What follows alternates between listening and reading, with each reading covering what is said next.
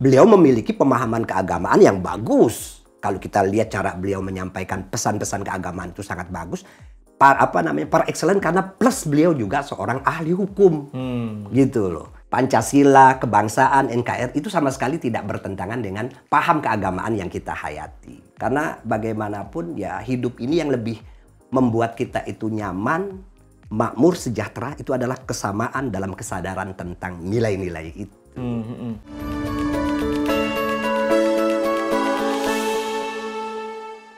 Halo pemirsa Main TV. Sekarang ini saya bersama Ustadz Taufik Damas yang cukup sering juga di Main TV, tapi belakangan kok agak jarang, sibuk gitu ya. Betul. Ustadz, selamat datang ke Main TV. Terima kasih. Saya sengaja pengen ngobrol dengan Ustadz Taufik karena saya menemukan ada 2 video menarik tentang Kiai dan Pilpres 2024 ya. Iya. Khususnya bagaimana Kiai itu mempromosikan, mendukung dan mendukung Ganjar Pranowo dan Pak Mahfud MD, tapi dengan cara yang nggak nyerang pihak lain, dengan cara yang sangat elegan ya, halus gitu, dan penuh dengan keadaban. Iya.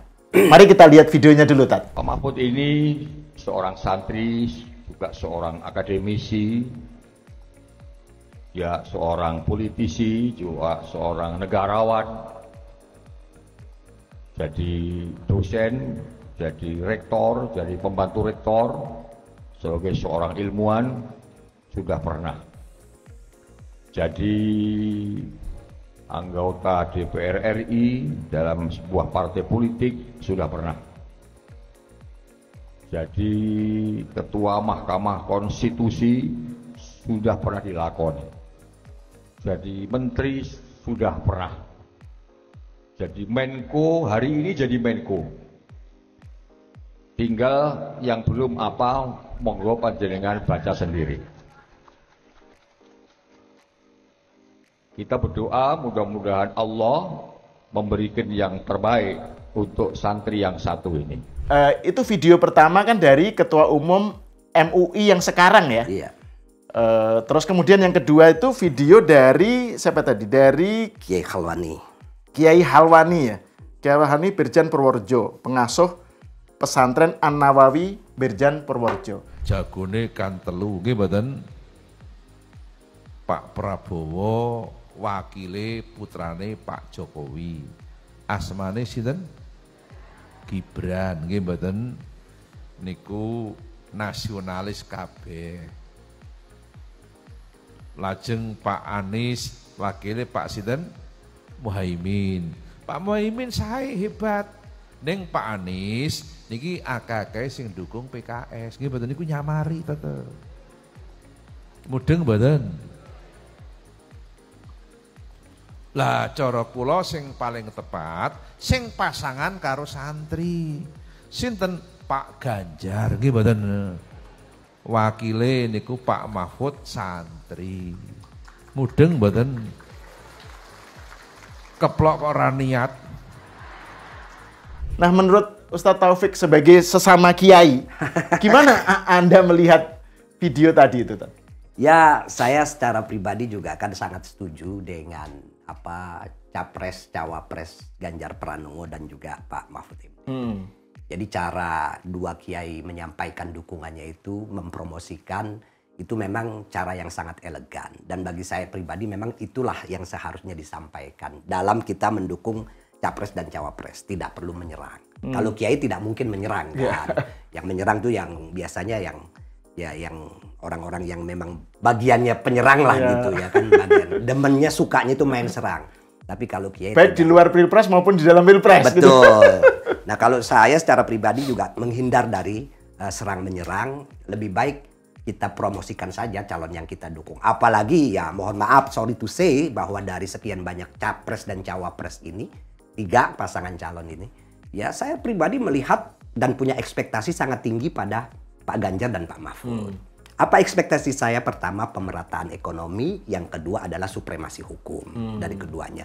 Nah, soal keterwakilan masyarakat, jangankan Pak Mahfud MD, Pak Ganjar aja keluarga pesantren gitu loh. Karena beliau punya istri, Mbak Atikah, itu cucu dari Kiai Haji Hisam Abdul Karim, yang kita tahu beliau juga seorang kiai dan juga pejuang, mendirikan pondok pesantren di Purbalingga, dan terakhir menjabat sebagai Rois Suriah di PCNU Purbalingga. Mertuanya Pak Ganjar ya? Ya, jadi pesantren itu melahirkan cucu namanya Ning Atikah itu. Nah, kalau dalam tradisi pesantren yang namanya cowok nikah dengan Ning, latar belakangnya apapun ya otomatis jadi Gus gitu loh. Mau Gus Ganjar ya? Iya. Mau dia itu dokter, mau dia insinyur, apapun kalau sudah nikah dengan orang pesantren otomatis jadi wong dalem kalau istilah orang Jawa itu kan. Nah, jadi jelas sekali apa namanya, dan saya pernah ngobrol juga dengan Pak Ganjar, pemahamannya tentang dunia santri itu. Ya, saya lihat tuh ada video, ada fotonya ya di akun tweetnya Ustadz Taufik ya. Betul. Itu kan baru-baru ini kan ya? Baru seminggu 2 minggu yang lalu. Oke. Apalagi soal Pak Mahfud. Ya. Itu lahir pun sudah NU, santri. Dia pernah mondok pesantren. Bahkan ini par excellence kalau menurut saya, seorang santri yang kemudian tidak murni jadi ulama.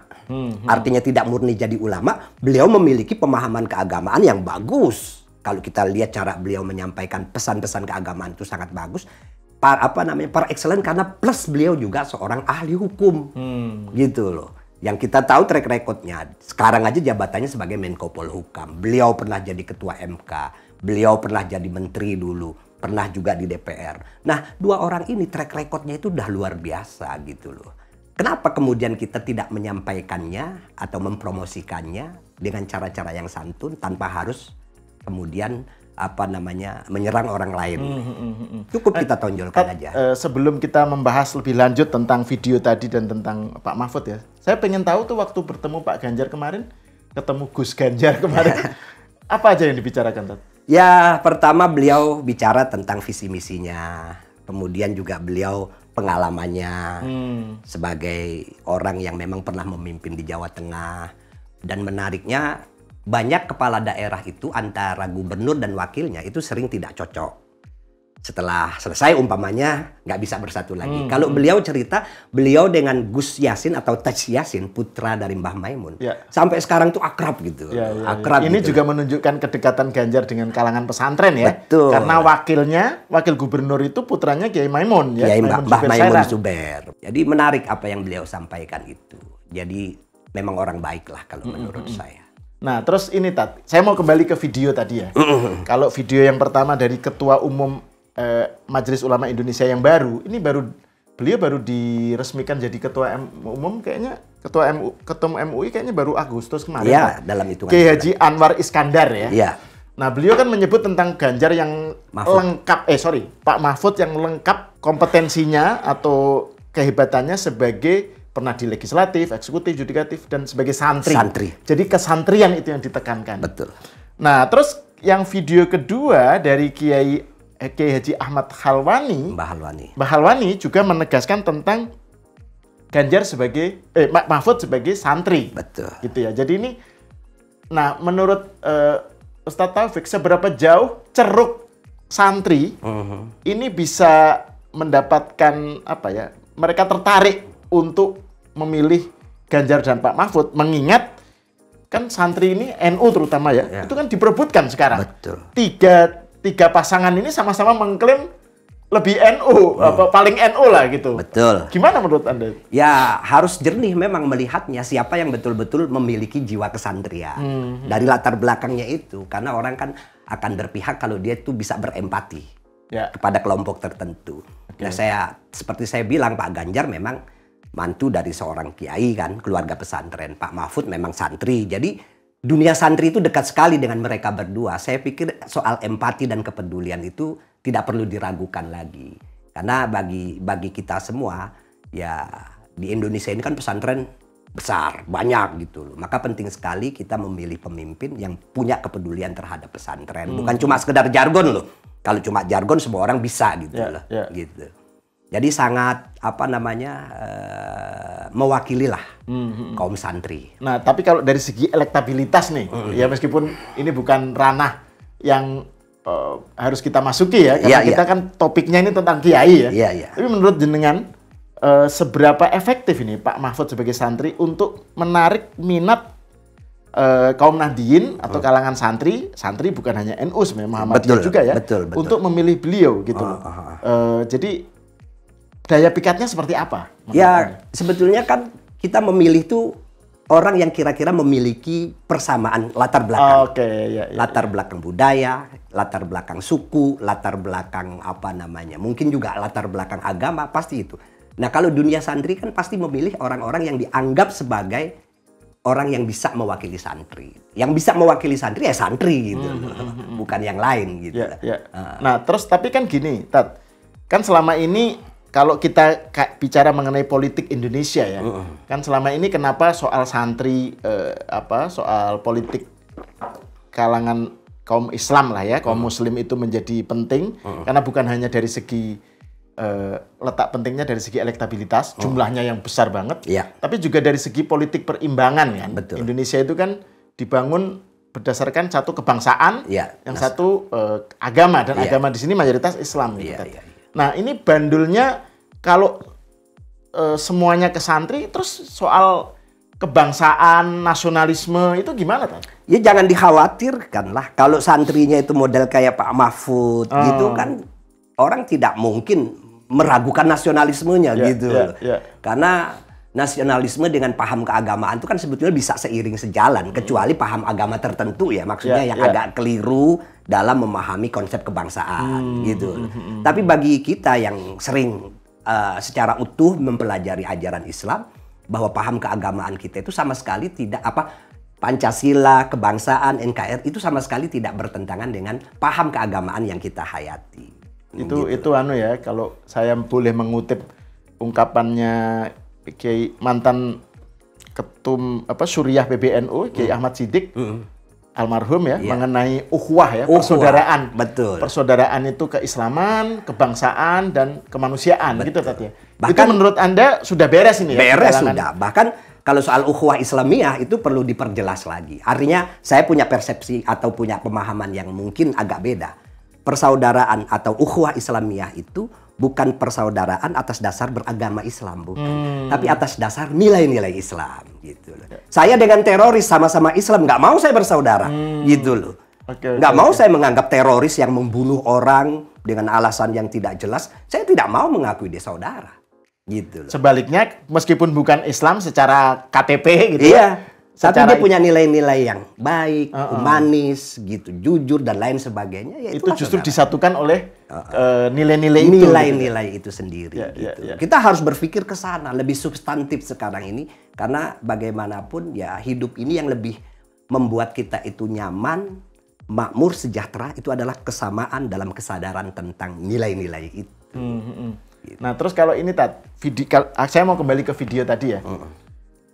Ini kan yang video pertama ini kan oleh Ketua Umum MUI yang baru ya.